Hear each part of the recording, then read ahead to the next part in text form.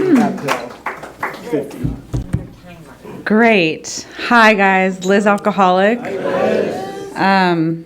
Grateful to be here. Thank you, Keith, for getting me out here to come share my experience, strength, and hope. And truly, it is a blessing, even when I don't want to, because I get to show up and participate in my life today, and in these rooms, but also out there. So anytime that I'm convinced of doing that, like, I'm grateful, because my head won't tell me otherwise, right? So I only have 10 minutes, but my sobriety date is July 29th, 2018. So God willing, I'll have 7 years next month, which is crazy. My story started in San Diego. That's where I did a lot of my damage, and I had the beautiful gift of getting a way out to come up here and get sober. And so the South Bay, I didn't know anything about it, but today I know that it's my safe haven. And all I know is AA and sobriety, and like my life is full of that up here. So I grew up in like a normal family, like a loving, kind, like dinner was on the table, like respect, household. And, I really got everything I ever needed, not wanted, but needed. And that doesn't make me immune from alcoholism and the spiritual malady, because I definitely have it. Even in the ways that I it comes out in my life today. It's like, that's so precious when I can realize, like, I am in my disease, the thinking is still there. And so, but like my story, it was like, I just felt like I never got the handbook of life. Sort of like I was always wearing an itchy sweater. I just wanted to feel comfortable. As a kid, I didn't know like what to say, like who to go up to. I had friends, but I didn't even know how to talk to my friends. Like, I think I was just so in fear of like what you thought of me, if you were thinking about me, why weren't you thinking about me? Like, what's the reason? Like, think about me, but then don't think about me. See me, don't see me. But like I said, like I had a loving family, so I thought like that's just who I was. Like, I didn't have anything to point a finger at. Like, I thought I was just like an ugly duckling, and I went through life, and like I excelled in school because I got to hide behind the grades. But then I found partying in high school, and that's where like I kind of came out of my shell, and like I was the party girl. Like, all of a sudden, like I felt like I had found like the handbook. Like, this is like I had a pathway of like what I needed to do. And so that took off, for a while. I was still able to maintain somewhat of my grades and, party. But for me, like, what I've learned in this program is like about what alcoholism is. And I didn't realize like it was a progressive disease. And like, I can see it by looking back in my story, like the progression so much, because it's like school took a priority first, and then I was partying on the weekends, and then I was partying throughout my schooling, but like showing up in the day, but then like having these double lives. And that was like really easy to do for a while, but then the lines got crossed. Like I was trying to cross those lines, and so I was the fun party girl turned into a lot of darkness when I crossed the lines of like getting into some hard drugs. And that's where my disease just latched on. And I really, like, I dug myself a deep hole that I just couldn't get out of. I didn't see that, like, I thought being sober was just like a state of being for like a day, or like until you could get messed up again. But, I didn't know that there was another way to life. Like, they talk about like your alcoholic life seems like the only normal one. And like that, like I said, like when I was like young and I didn't know how to act, I just thought that that's who I was. And so I thought those are the cards I was dealt. Like, that was my path. And so I didn't feel like I needed to ask for help, even though I like was so miserable. And I I was just succumbed to this life. But I didn't know that I had a higher power and a higher energy like looking out for me, because I got this gift through a series of events. I did some really bad things. I got in a lot of trouble. I mean, I only have a short amount of time, but, you know, God intervened, and that was through my family. Thank you. And an intervention. At this point, I'm like 32, you know, throughout my, like, I'm not a spring chicken, but like my disease progressed quickly. Like, I partied throughout all my young, like, teen years, and then in the last 3 years, it was like boom, boom, boom, like literally the kicking out of the house, like the broken down cars, the stealing, the overdoses happened within like 2 years. And like, it was just like one thing after the next. And I had an intervention, and I got to come up to Manhattan Beach and go to a sober living. I chose that because I was at the point where like, I didn't want to continue my life, but I didn't see another way of life after, like, if I changed. So it's like, almost, it was just like a weight off my shoulders. Like, hey, I'm given this new opportunity. Let's just see what it is. And I'm so grateful that I was willing. And so that sober living, like, was very structured, and thank God that they were AA, like, they brought me to you guys. I didn't know what AA was. I didn't even know that's what they were trying to do. And like, I'm so grateful that like that program, like our house was just right up there. We walked down to this meeting every Saturday, and all of our meetings were like within like walking distance. And like, that started my recovery. I followed the women in that house. They all had like, you know, a couple months. And so like, I could relate to that, you know. I got a sponsor. I was just so broken. I didn't know how to live. I was a 32-year-old woman, I had nothing.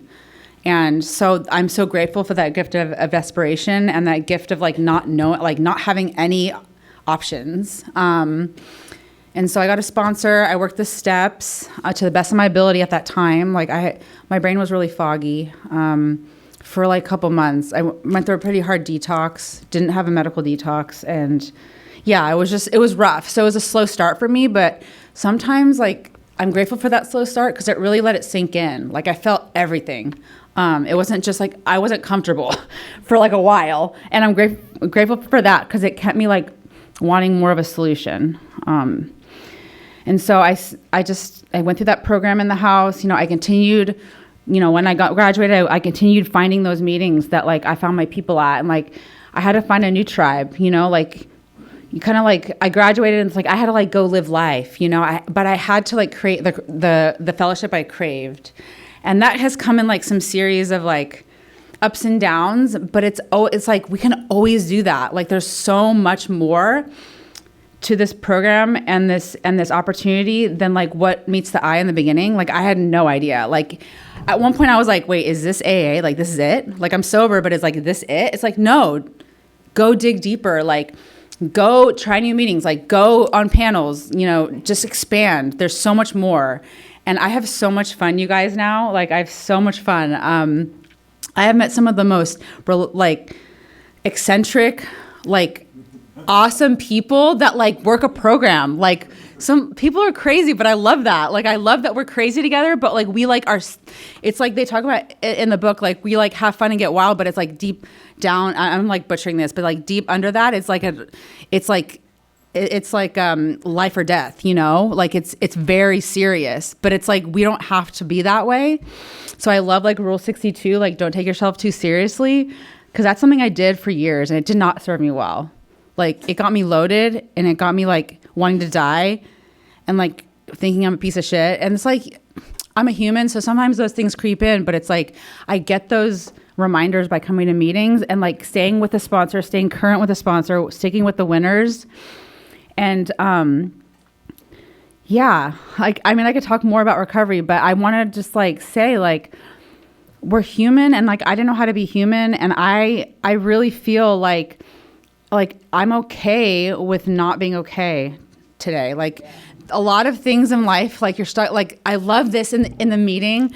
Like, I heard like, so there's like the hallway, right? Like, you're in the hallway, and you're like, you're waiting, like you're in the waiting room of like something to happen. Like, I hate being in the hallway, right? You're like, where's the door? Like, which way do I go? It's like, sometimes you're stuck in the hallway in life, and you don't like know, you're like waiting for something to happen. Like, the direction to take, and like God is like working behind the curtains. But it's like being in the hallway is so uncomfortable. But when I'm in the hallway, I have people to lean on, and to know that like the hallway is leading me somewhere.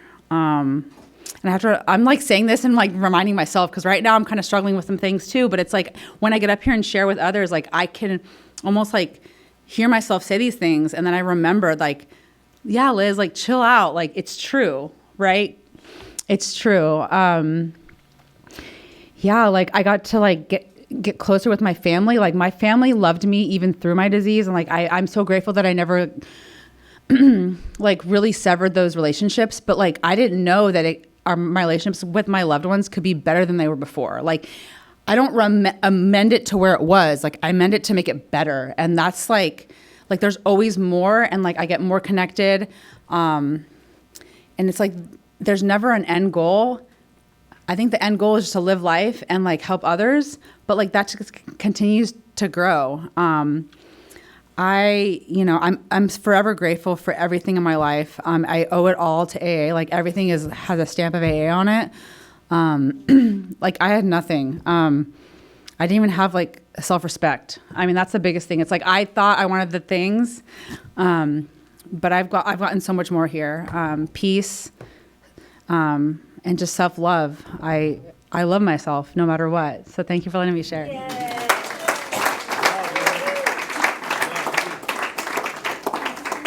Thanks, Liz. His or her experience, strength, and hope with us. Please join us in welcoming Keith. I picked them both out. All right, I'm going to do something with this. Hi, everybody. My name's Keith, and I'm an alcoholic. And it's a miracle to be here with you tonight. Oh, God, this is amazing. This is amazing. What a good-looking crowd. Wow. Thank you, Liz, for coming out and doing such a fabulous job. And I want to thank you guys for having me here. It's great. I'm grateful to be anywhere where it involves Alcoholics Anonymous. And thanks to everybody who did the service here. Thanks for having me. You know, I'm not here speaking to you because I'm smart or spiritual or educated or anything like that. It's just simply because a powerless alcoholic walked in here, and God has completely removed the merciless obsession that caused me to drink on a daily basis for many years of my life. And that's why I am qualified to talk to you about this, even though it's an interesting feeling being up here trying to get used to this podium in about 30 seconds. And welcome, Matthew. Glad you're here. I hope you keep coming back. And to the rest of the new people, I'm glad you're here as well. And to you, I like to talk and let you know that I got good news and bad news. And the good news is there's hope. The bad news is we're it. And, you know, anywhere you take this disease, they have a referral program. I don't care where you take this disease. If you end up in jail, the courtrooms, or the treatment centers, the detox, the rehabs, sober livings, they got a place to send you. They're going to refer you somewhere. And that's right here. They refer you right here to Alcoholics Anonymous. And Alcoholics Anonymous does not have a referral program. We don't send you anywhere. When you get to Alcoholics Anonymous, we say, welcome. Keep coming back. This is it. And I'm so glad that that's the way it was when I got here. This thing is not like a lie detector, I promise. So, yeah. You know, and if you are new, you may want to keep coming back to Alcoholics Anonymous, and you know, we'll show you how to spend some money on your dentist instead of your dope dealer. How to pay your taxes, get rid of your warrants, get your kids back, get your job back. We'll teach you how to suit up and show up instead of shoot up and throw up, and become a productive member of society and get self-esteem and feel good about AA. I feel good about AA. I'm glad to be here. It's just amazing that I'm sober this long. Incidentally, I took my last drink March 27th, 1995. If I would have known that was going to be my last drink, I would have had another, because I could not imagine staying sober this long. So I got sober way back in the 1900s, and the last millennium. It was much different back then. You know, they didn't even have cell phones when I got sober. It was interesting. In the format of the meetings, it said, turn off your pagers and stuff like that. And they gave me a big book, and they put their numbers in it, and they said, call me if you need me. And you start calling, and you get answering machines and stuff like that. There was like very, very little cell phone activity at that time. And you know, if you're you young whippersnappers got it easy. We used to have to walk through 10 miles of snow just to find a phone booth to call our sponsors back in those days. It was interesting, and I'm real pleased at Alcoholics Anonymous. I love it. I love my life. I love being sober. My story is amazing to me. I used to speak a lot up until I had about 10 years, and I started getting this feeling like Alcoholics Anonymous, the 12 Steps, and God have removed the ice around my heart, and I've become more of a softer-hearted person, and I tend to get emotional when I tell my story. So, full of pride and ego at about 9-10 years, I felt like I shouldn't be talking up there because I don't want to get all emotional in front of you people. I got standards. I got an image to uphold, but. A few years later, I started saying, you know what? It's time for me to just be myself. And it doesn't matter what happens to me when I'm up here talking, because no matter how far down the scale I traveled, I've seen how my experience can benefit others. And it makes me feel good, you know, and I like to feel good. And if you're new, and you hear us talk about being bodily and mentally different from our fellows, and it rubs you the wrong way, the way it rubbed me, I'd say stay sober long enough and take an inventory, and you will find out how bodily and mentally different we really are, you know. And I got to look back at my life in retrospect through the steps, and got to process a lot of things about the character that I am, and the character that I want to be, and the character I was, and how much I've changed. Like I said, I love my story.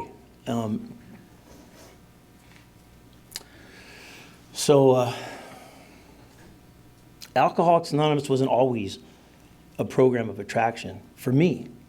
I didn't want this to be attractive to me. The first time I walked into the meetings about a meeting of Alcoholics Anonymous was back in 1975 when I was 13 years old. It was at the Chandler Lodge in North Hollywood, and I got into that meeting, and I was young, and it was across the street from the North Hollywood Park where I used to play with my friends. And I looked around there, and it was nothing but old people. I mean, God, they were like 40 and stuff like that. And some of them were older, and they had like white hair. And to me, it was the most unattractive thing I'd ever saw. It was like a bad Edgar Allan Poe novel. It was like scary to me. And I couldn't imagine like people sitting around holding still, listening to each other, not moving, not freaking out, not acting like hyperactive the way I feel all the time. And I had to get out of there. I didn't make it to the end of the meeting, and I said, I'll never step back in the rooms of Alcoholics Anonymous as long as I live. So I burned rubber on out of that place and did my best to forget about it. And what had to happen to me, the only way that Alcoholics Anonymous looked a little bit better to me is that I had to just completely thrash my life. So I went out there on a 20-year run, as you might say. I did, incidentally, get 90 days sober by the time I was 15 years old. Yeah. Then I went out, and I didn't get back until I was 33. So that was March 27th, 1995, where I got sober, and I did not think that was going to happen for me. And I remember March 24th, 1995. I woke up, but I wasn't asleep. I kind of came to. And my son, 4 years old at the time, was in a bag that I'd left on the coffee table. And I was a single dad at the time. His mom was gone. It was just me and him. And I was sitting in my house. And I discovered that he had put some stuff in a bong and was bringing it to me. And he was trying to light it. And I looked at my son and I said, "Don't you ever touch that as long as you live, Gregory." And he said, "Why not, Daddy?" In his little baby voice. And he said, and I said, "Because that stuff will kill you." And he said, "If it'll kill me, why do you do it?" And that's when I knew. That's when I knew I was powerless. That's when I knew, and I said to myself, I can't stop, and there's nothing I could do to change what I am and what I do. And I looked at this kid and I said, "Man, you are messed up because I'm all you got, and there's nobody else for you." And it was the most horrible feeling. But what happens from the bottom is you get willingness, right? And I don't know. I never wanted AA to be for me, because I remembered what it was like when I was 13 years old, 20 years earlier. And I just didn't know what to do, but I said a prayer and I said, "God, please help me." And an idea came to me. Isn't that amazing? An idea came to me. And I called this certain individual that used to make me feel better. She was an ex of mine. And I had a bunch of stuff. By no means was I out. I had money. I had half of a Jim Beam bottle, the plastic Jim Beam bottle from Costco, the gallon size. It was still half full. I had a couple bottles of pills. I had a quarter pound of weed. I had a couple of rocks of meth sitting on the dresser. Thank God he didn't get into that. But I couldn't drink or use enough to feel anything different. It had stopped working. So I called this girl and she says, "No, I can't come over. I got 30 days sober and I'm going to Alcoholics Anonymous." And I'm like, "No way." No way. Is that possible? And so she says, "Yeah, let me give you this number." And she gives me this phone number, this guy, John G. And then I hung up. And I talked to, the next call was to this guy, Dean, that I wanted to get rid of this weed that was in my house. And I called this guy, Dean. I said, "Why don't you come pick up this weed and sell this to your, whoever you do, whatever you do." And he's like, "Man, I got 30 days sober." Same thing. Same thing.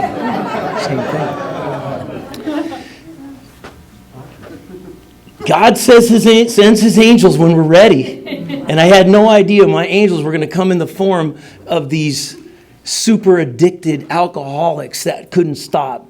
And I never expected to hear that from them. But I got the same phone number from Dean, John G. And I called John G.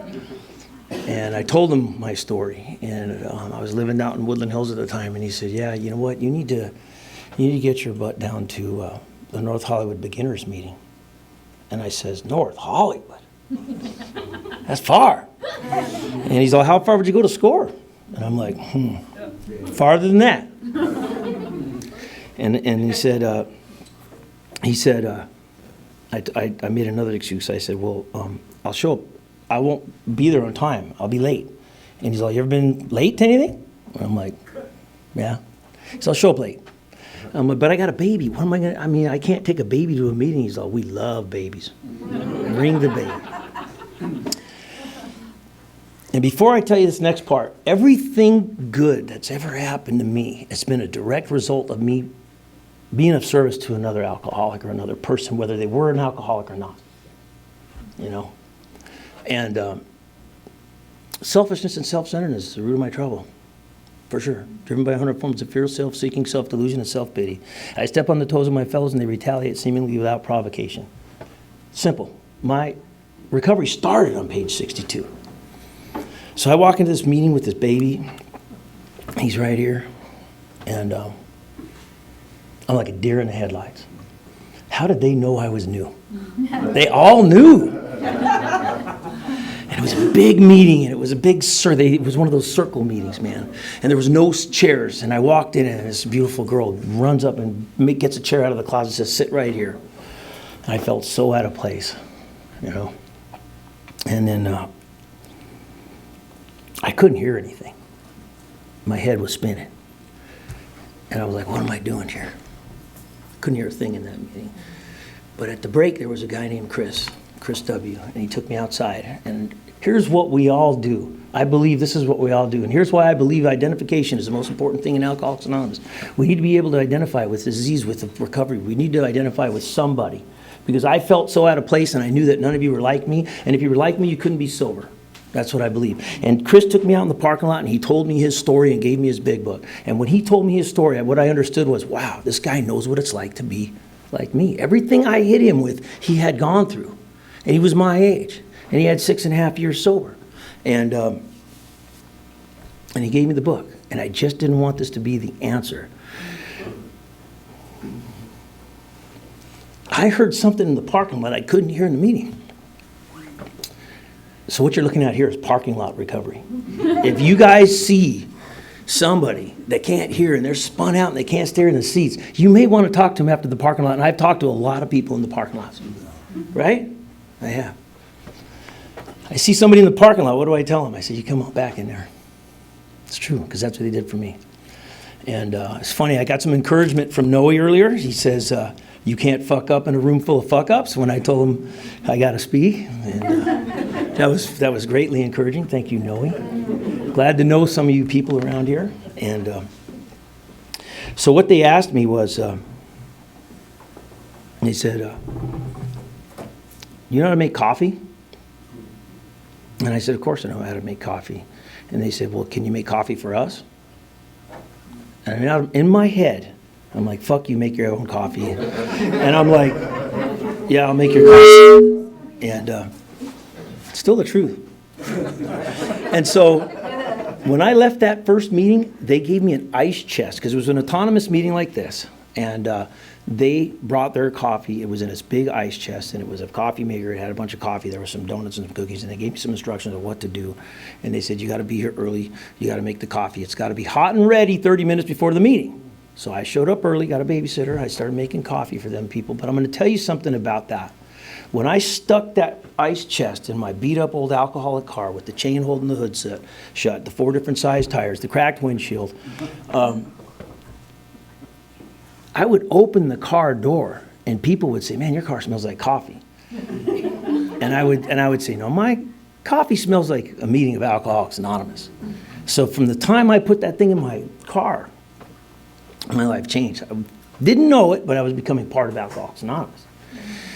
And where it really changed was when I was sitting there, I was making coffee. I was 30, did I do something wrong? No, you didn't do anything wrong. You didn't do anything wrong. If you could put the microphone up just a little more so we can hear you. I got a great. Hello? Whoa, hey! All right, let me try this. Okay. Let's see here. All right, she couldn't hear me. Can you guys hear me now? Yes. All right. So I was there making coffee 30 minutes early, and a guy walks in. His name was Barry. I remember it like it was yesterday. And Barry says, I'm looking for a meeting. Is this the meeting? I said, yeah, you made it to the meeting. And he says, wow, man, I can't get sober. I can't stop. I haven't been sober in a long time, and I don't know what to do. And I said, oh, well, man, this is a good place for you. There's a lot of sober people around here. They're going to be showing up any minute, man. I just, just stick around, get a seat, and you're going to see a lot of sober people. This is the meeting. And he says, well, how long are you sober? And I said, oh, I'm not sober. I'm not one of them. I just make the coffee. And for some reason, this guy thought I was his connection to sobriety. I'd been a lot of people's connections over the years, but I'd never been anybody's connection to sobriety. And I gave him my phone number, and he started calling me. The worst, the most powerless alcoholic there is. Do you guys ever hear people say, play the tape through and you won't drink? That's not me. See, I'm completely insane with alcoholism. I'm a God help me type of alcoholic. I'm not a play the tape through. Let me tell you my tape. This is my tape. I know I messed up every time I ever drink before, but tonight I'm going to go down to Sneaky Pete's and I'm going to have 2 drinks. I'm going to play some pool. I'm going to throw some darts. And after those 2 beers, I'm going to go home. I'll be home by midnight. Okay? 2 beers were great. I need 2 more. Now I want a Long Island. Well, Long Island turned into 5. Next thing you know, I'm taking shots of tequila, and The bar doors are about to shut. There's a dope dealer in the back. I hook up with that guy.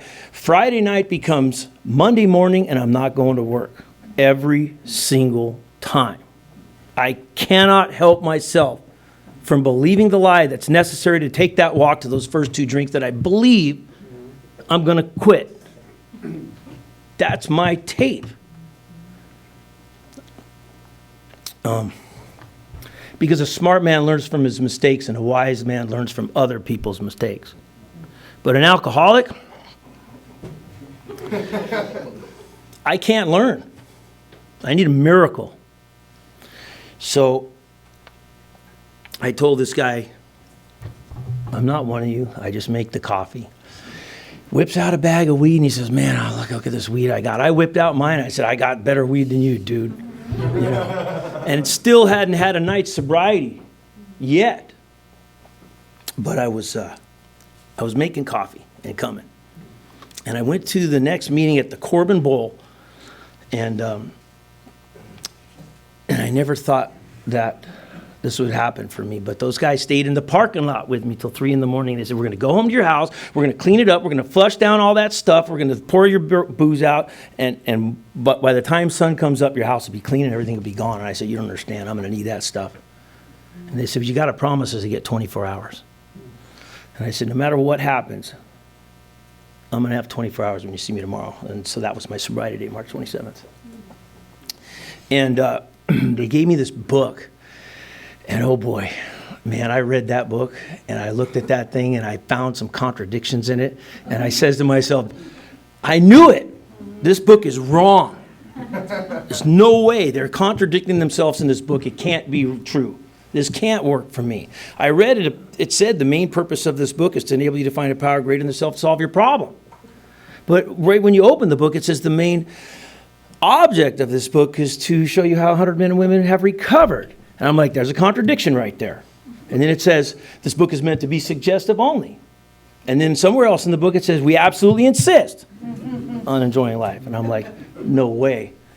I'm going to keep reading this book. I'm going to find it. I'm going to find all these contradictions, and I'm going to tell you guys about it, right? And I show up at the meeting, and some lady says, you know what? The only thing you got to change is everything. I asked this guy to sponsor me, and he says, whatever you do, don't change anything in your first year. Go to my North Hollywood meeting and says, you know what? The guy says, the secret to this thing is you got to hang on. Showed up at the Valley Club. Some other guy says, you know what? You got to let go. These people are crazy. I'm not, right? You know, you're in a real rough place when you're crazier than the guys you think are crazy and you don't know it. That's why we got to stay sober long enough to get through some of these steps and get the inventory and so we can get a look at ourselves. I'm too busy judging you to see me. It's a miracle I made it sober that long to get this thing that they call a spiritual awakening. Pulled this merciless obsession out of me. And so anyways, I was talking with somebody earlier. I'm sitting in a meeting, and I'm not sober, and this guy takes me to my second meeting, and I see somebody take a chip for 60 days sober. I ain't seen that since I'm 15 years old. And I said, wow, 60 days for real?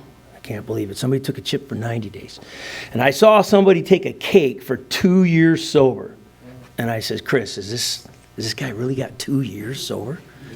And he's like, yeah. And I says, well, how do you know? He's all, well, because he says so. I'm like, wait a minute. You don't like drug test him? You don't investigate him, make sure? I mean, you're just going to give him a cake for 2 years because he says he's sober 2 years? He's all, yeah, that's how it is. And I'm like, I got 10 years sober. I want a cake for 10 years sober. I want it right now. And he says, well, cool, man. Let me talk to the secretary. We get you cake for 10 years sober right now today because you got nobody else to lie to but yourself. And right then and there, I learned the first principle of recovery for me is to be honest with myself. But how can I be honest with myself when I don't even know I'm lying to myself? There's a tremendous gray period when the newcomer must somehow get another day. They told me if you put off that first drink till tomorrow, you'll never drink again, because when tomorrow gets here, it'll be today. That was the suffering I went through. But now I got like 11,032 days. So, got a little easier, right? So I got a little time, and all of a sudden, man, I noticed it wasn't, this place still wasn't an attraction. I still want to prove it wrong. I still want to make sure that I know that this isn't the answer for me. So I'm at this Friday night meeting in Northridge, this big dog and pony show meeting, and the secretary of the meeting, she says, can you help me clean up the meeting? And she wants me to carry all the stuff out to her car, and I put it in her car for her. And I'm the last person there. And I lived in the valley. January 17th, 1994, we had this huge, gnarly earthquake there. And the place just fell apart. My house, the walls fell over and all this stuff. And we were having aftershocks like crazy for the next 2 years. So I take this thing out to her car and I put it in there. I said, okay, I'm going to go. She said, I'll get in the car. Let me talk to you for a minute. And the next thing you know, this girl is doing something for me in the front seat of her car. And right at the moment we're all waiting for, when that kind of a thing's going on, at that climax moment, there was a 5.3 aftershock. I looked at her and I said, you just rocked my world. And she said, keep coming back. And all of a sudden, Alcoholics Anonymous became a program of attraction to me. And I just couldn't wait to get back to that Friday meeting. All of a sudden, I like AA. It was just like that. So I go rushing back to that Friday night meeting, and I couldn't wait to see her, man. I'm like, oh, man. And I see her from across the way, and she's standing next to this big, buff, long, blonde-haired guy. And I come running up. I'm like, hey, what's going on, Teresa? How you doing? She said, oh, I'm glad you made it back, Keith. This is Bobby, my boyfriend. I'm like, whoa. So I'm like, I call my sponsor. I said, dude, I got to tell you what happened. He's all, dude, if you're looking for a relationship in Alcoholics Anonymous, the odds are good, but the goods are odd. And he said, look, looking for a relationship in AA is like going to the junkyard for a new car. He says you may want to stay away from that kind of activity for a while. But I finally had hope. And it finally looked good, so I kept coming back. And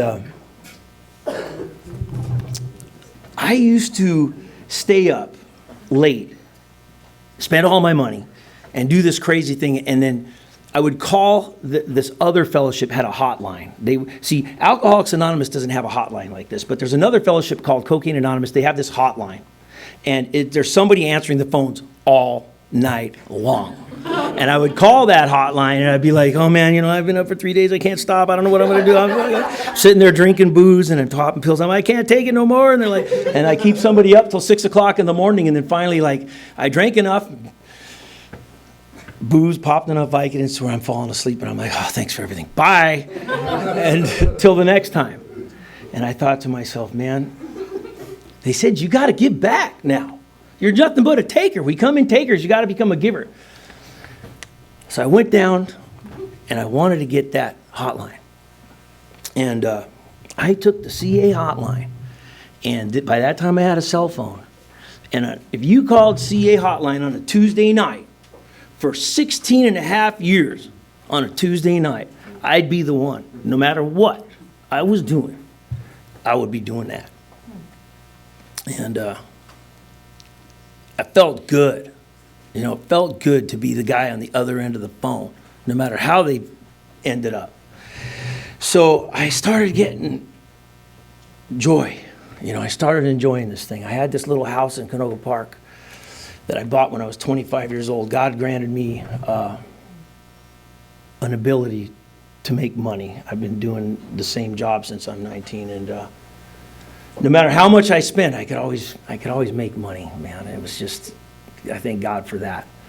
And I never lost that. So I bought this house when I was 25, and my neighbors were just like abused. I didn't realize it. We're so self-centered, but my neighbors were abused. I had uncorked Harleys. I had hot rod cars. I'm a motor builder. I can build a hot rod. I got dirt bikes. And I'm like, fuck you, I own the place. I'm riding wheelies down the street. We're having parties at night. We're tractor pulls in the middle of the night. Fist fights. Neighbors come out. They get beat up. They'd seen me out in the street fighting. I've always fight. I go with what works, man. I'll tell you this little story. I'll go back. I remember going to kindergarten the first time, and all these bullies were there, and they started picking on me. I had this long curly hair, and they called me Curly Locks, and they picked on me, and I was scared of them. And I told my dad, I said, man, these guys, I'm scared to go to school. They pick on me. And he's like, well, yeah, they pick on you because you're a sissy. Well, that didn't feel good. Then I talked to my heroin addict, bank robber, convict uncle. And I told him, and he says, well, what are you doing? I said, well, the only thing I do is I made friends with the biggest kid in kindergarten, and I get walked home every day so no one beats me up, picks on me. And he's like, yeah, well, what's the kid's name? And I said, her name's Linda. So she was the biggest kid in kindergarten, long red hair, and just loved me. And no one could touch me as long as I was with her. But this one day, he's all, what do you carry? I said, I carry a Snoopy lunchbox, the metal one. He's all, when you see these guys, you run up and crack the biggest one right in the head with your box. And I'm like, what? I'm too scared. He's all, don't matter. Just you do it. Watch what happens. So I did it.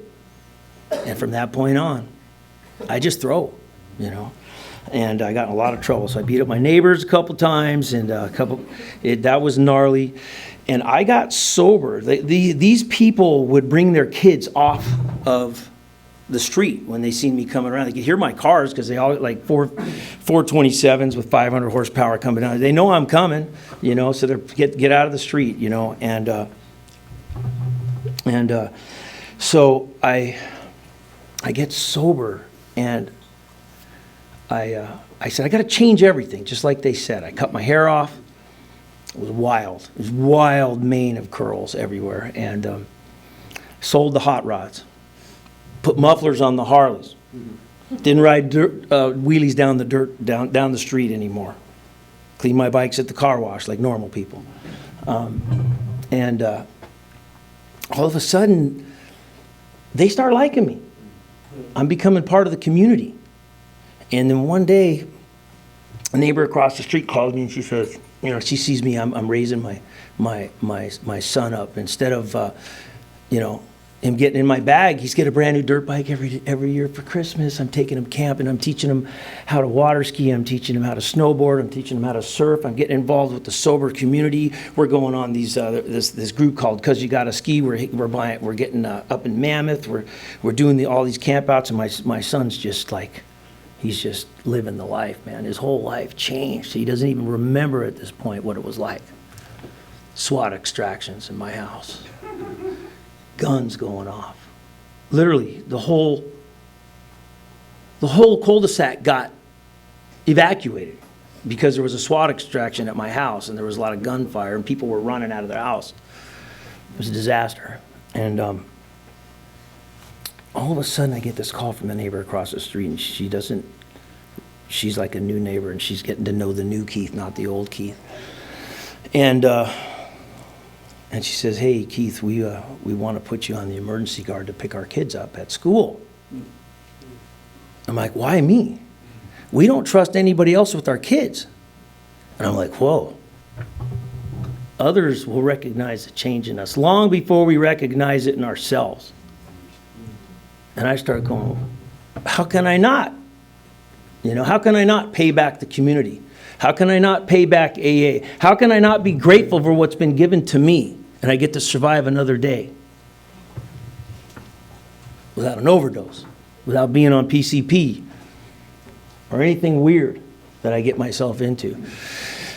And I see this kid, her oldest son, and the dad was a drunk, the way I used to be a drunk. And on Sundays, he slept in because he was hungover. and I'd be taking my kid to the beach, to camping. And I remember one day I'm coming out, I got my ski boat on the back of my truck, and this kid's just standing there, and he's just watching us, and he's a young kid. And I said, hey, man, what are you doing, Andy? And he says, I'm just standing here. And it's Sunday, taking my kid water skiing. And I say, hey, man, why don't you go tell your mom to come with me? Go get your stuff. And he says, I'm going to ask. The next thing you know, this kid comes running out of the house. He's got a backpack. He's got some sandwiches. He's got all of his stuff. And he's just happy. He's having a life. Jump in the truck. So I took this little kid with me everywhere we went. You know why? Because his dad was a drunk.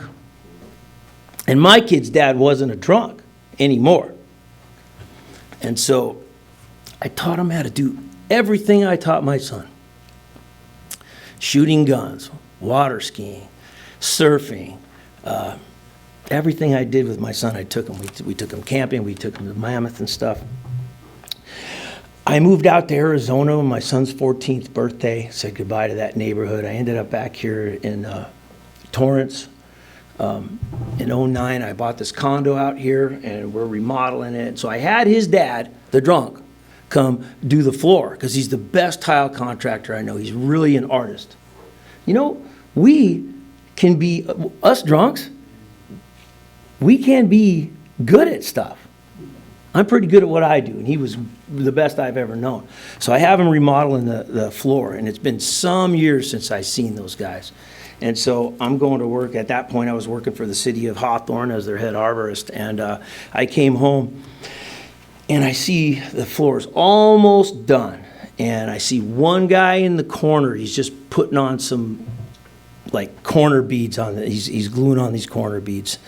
And he's grouting, and I didn't pay much attention to him. And I walked in the back, I did an inspection, I come out, and I said, yeah, when's Juan gonna get here? And the guy says, oh, he'll be here soon. He'll be here about an hour. And I said, okay. I'm like, you guys almost done? He's like, yeah, we're real close. And then he stands up and looks at me, he's like, you don't remember me.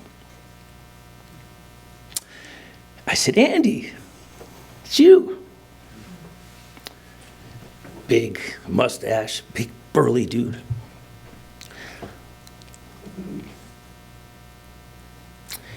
Thank you, he says. You are my other dad. If it wasn't for you, I wouldn't have had a childhood like that. And I knew I was doing the right thing. And I told Chris, I said, thank you for saving my life. And I remember taking the secretary commitment to that Corbin Bull meeting. And there was this guy named Mike. And he would always walk in late and pull the chair out and sit there. And he would lean back and look at the floor. And he wouldn't talk. And he'd walk out. And I said, Mike, one day he walked in. Big biker-looking guy. Big beard, real scary-looking ugly guy. And I says, 10 minutes to go, guys. You're almost done with me. So I says to him, hey, Mike, will you read this for us? And he's looked at me, he said, this guy's going to punch me. And he's all, I'll read. Okay, so he reads it. And he did that a couple weeks in a row. And finally I say, hey, Mike, why don't you pull your chair into the circle with us? Okay? Got him to pull the chair in the circle with us. And then I say, hey, Mike, why don't you come out to fellowship with us? And he came out to fellowship with us. And I say, hey, man, you got a book? You do the steps? And the coffee guy went out. I said, man, can you make us coffee? He says, fuck you, make your own coffee. I said, come on, Mike, make us some coffee. Starts making the coffee. Sticks around, gets a couple months. And all of a sudden, he shows up and he smiles. Right? And he goes water skiing with us. And he goes camping with us. We get a houseboat up at the Stockton Delta, up out of Sacramento area. We start hanging out. We become friends. A couple years later, he walks up to me and says, thank you for saving my life. You know what Chris told me when I said that? He said, just pass it on. And I told Mike, I got to be humble. I got to not say something stupid like, yeah, I saved your life, motherfucker. I said, pass it on. Then I got to see Mike do it for the next guy, and the next guy, and the next guy. And for all these years, there's this guy that gives me his chip. And he gets it from this other guy. And I give it to Mike. And he gives it to Andy. And there's like this big chain of guys that we just help each other get another day, you know, till we get the freedom, till we don't really, I'm not tripping on days anymore. I don't have the fear I used to have. And I'm living proof that you don't have to believe in Alcoholics Anonymous for it to work. You don't have to like it for it to work. You don't have to want it for it to work. You don't have to have faith in it for it to work. You don't have to believe in God for it to work. You just have to keep coming back and do what we do. Be willing to take the commitment, get a day, help another person out. And watch God unfold and become part of your life. God has become part of my life without me believing it was going to happen. And the God shots are amazing. You know, they're just amazing. The things that happen to me in AA are just, it's such a trip, man. I could go on and on and on about this thing. But, you know, after about 40 minutes, I'll probably start lying. But there was this guy, I was selling this piece of junk, Toyota Camry. I put it up for sale, and this guy says, yeah, I'd like to look at the car. And I said, cool. And he says, 3 o'clock. I says, oh, well, I'm going to go. I'm thinking to myself, I'm going to see my friend Sheldon speak today at 3 o'clock at the Valley Club. I'm going to go out there. People that buy used cars are all flakes. They're not going to show up anyways. This time I had a cell phone. I says, look,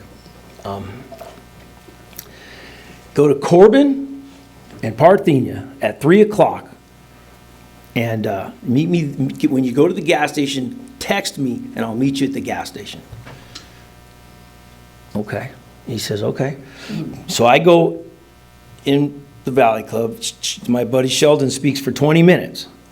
Of course, he asked me to share right after that. And there was like 3 van loads, you know, the van people that come.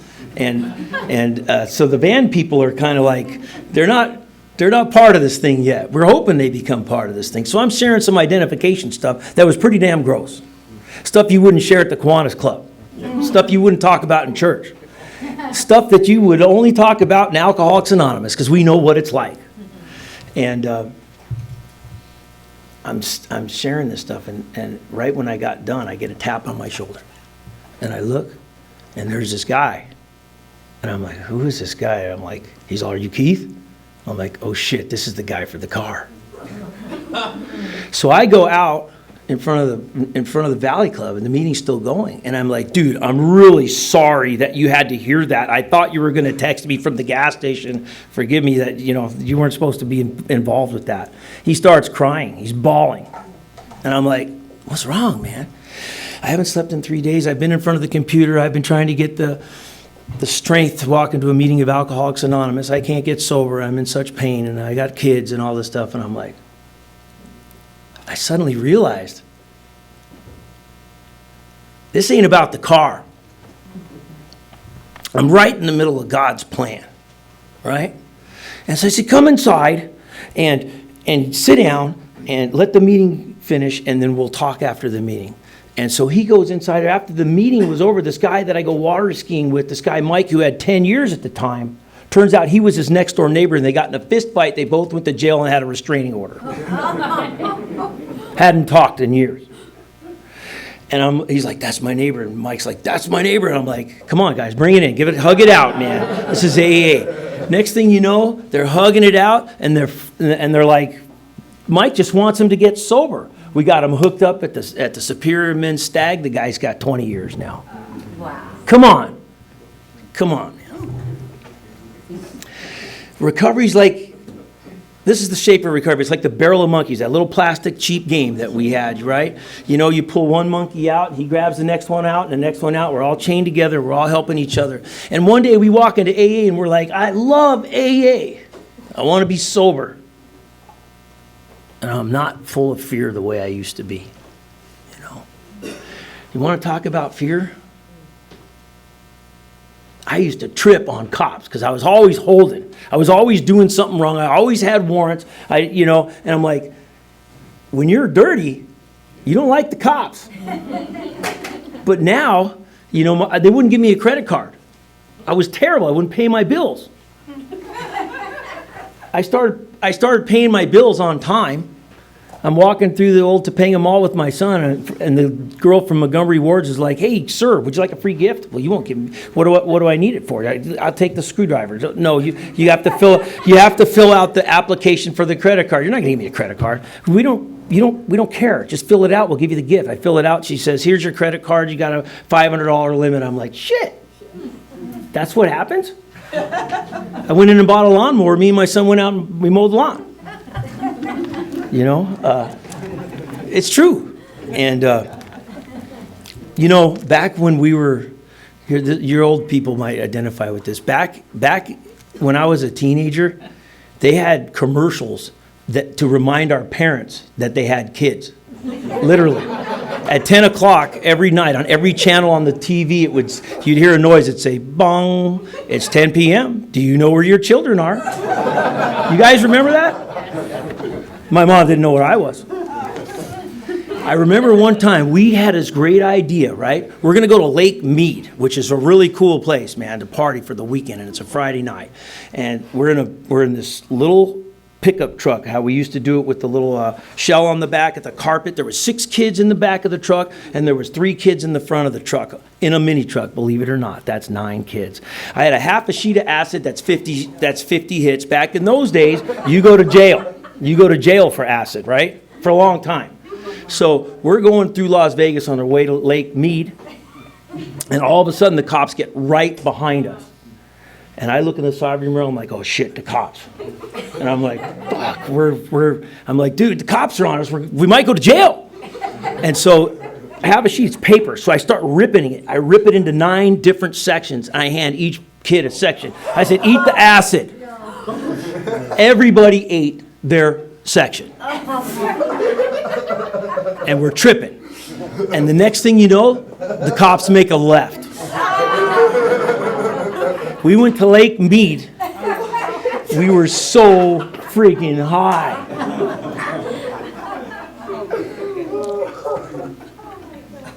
And I'm still waiting to come down. That's how rad it was. In fact, when I look at this kind of a floor right here, sometimes I can see it breathing. Funny wallpaper, man. I've been to the Grateful Dead on acid. I had a good life. Don't get me wrong. I loved being drunk. The alcohol worked for me. Drugs worked for me. I'm crazy. I don't want to do drugs, but if I drink alcohol, that's what happens. Alcoholics Anonymous saved my life, man. I had the craziest things I've ever done, man. I went to see my friend. We had a reunion back in the valley, and this kid, Chuck Graves, who I taught how to ride motorcycles and used to lay on the ground with his friends, and I would jump these kids. He turned out to be a world champion cycle rider. And I remember going back to the valley, and he's all, "Keith Gibson." And I'm like, "Yeah." He's all, "Dude, you're the craziest person I've ever met in my life." And I said, "You know what? You're the one laid on the ground and let me jump over you." So look, you guys, if you're tired of the high cost of low living, you may want to come back, and we'll teach you how to spend some money on your dentist instead of your dope dealer. This has been a blast. Thank you for having me.